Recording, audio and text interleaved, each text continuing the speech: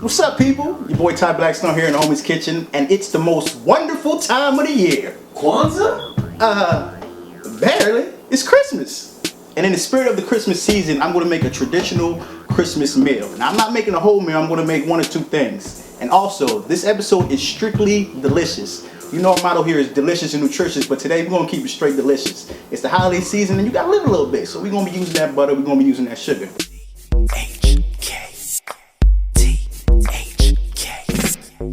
The Homie's Kitchen, the Homie's Kitchen. Learn how to whip up your favorite dishes while learning fun facts about nutrition. Cause eating good is tradition in the Homie's Kitchen. So what I'm going to prepare for you guys today is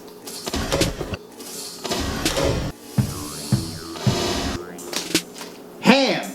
What's Christmas without ham? I mean, I know in previous episodes I said there's no pork on my fork, but it's the holidays, people. You gotta live a little bit. I'm gonna eat some ham. With that ham, I'm gonna make garlic and rosemary roasted red potatoes. But before that, take a look at my shirt. It's the holiday season and people be all in your business, but there's no business like minding your own business. Let's get cooking. Ty Blackstone, Homie's Kitchen. Alright, so like I said, we're making ham and roasted potatoes today. So basically everything is getting baked in the oven. So the first thing you want to do is preheat your oven to 425 degrees. So the first thing we'll get going on is the potatoes because they take the longest. Alright, so the first thing you want to do is peel and mince your fresh garlic. I have about 3 cloves of garlic here.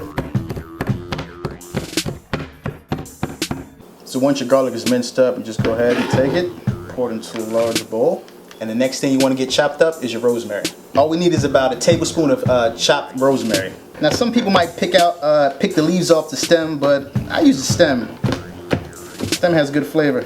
Once that's all chopped up, go ahead and pour that into your bowl. And the last thing you're going to chop up is your red potato. I have about 3 red potatoes I'm going to chop up. Just going to cut that right in half. Cut in half again, so I quartered it. Nice little chunk. So we have our potatoes chopped up nicely. We have them in the same bowl as our garlic and our rosemary. Now what we're going to do is add some olive oil. Now you just want to add enough olive oil to evenly coat every chunk of potato in here. So you don't have to go crazy with it. Make sure everything is evenly coated with the rosemary and the garlic. Hit them with some fresh black cracked pepper. And we got that sea salt here, baby. All natural. Give it another tosser. So what I got here is a baking sheet. I'm going to go ahead and dump your potatoes all on them. Spread them out. So we're going to go ahead and put these in the oven. 425 degrees. We're going to let that sit in there for about 30 to 45 minutes. You just want to make sure the potatoes are tender. Let's get going on that ham. Alright, so we got our potatoes in the oven roasting. While they're in there, we can get going on this ham. Now I have a fully cooked ham here, so the hard part is done. You don't have to cook it. What you need to do is make a glaze or some type of sauce for this. So I had to call Grandma Blackstone up and get her recipe.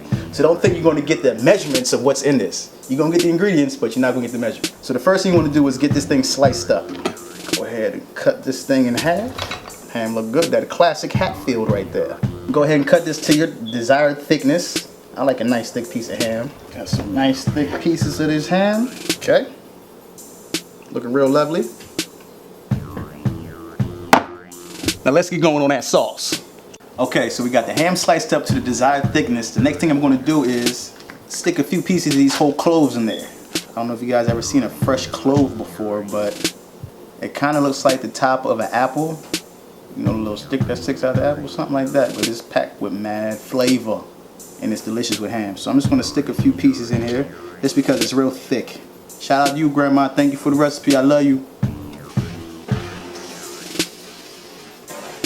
Alright, so now it's time to get started on this sauce. What we're going to do is add some butter. To that butter, we're going to add some brown sugar. We're just going to let this come up. We're going to let the butter melt down, let that sugar melt down, let this mixture come together. Alright, you're going to cook your sugar and your butter down to a nice thick consistency. When it gets to this consistency, it kind of looks like caramel, you're done. You can take it off the fire. And to this mixture, you're going to add some mustard. Alright, so after about 30-45 minutes, your potatoes should be done. Let's check them out. Woo! Yes, Lord. Yes, Lord. Happy holidays, happy Kwanzaa, happy Hanukkah. Garlic's roasted up nicely. and we can go ahead and pour that sauce over our ham. Because we in the homie's kitchen. Go ahead and pour your sauce on.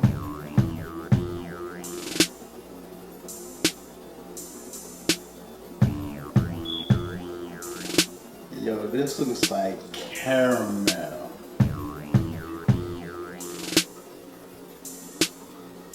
One step closer to indulging on this ham. So, first thing you want to do is make sure your oven is at 350 degrees. Check. We're going to take some aluminum foil and just cover the whole thing up. And we're going to go ahead and throw this in the oven. Now, like I said, the ham is already fully cooked, so you pretty much just, what you want it to do is you just want that sauce to really lock into that ham. So you probably just want to leave this in here for maybe about 30 to 40 minutes. After that, take it out and you're done, baby. Alright, so it's been about 30 to 45 minutes and the ham is done. Looking real good. Look at that sauce.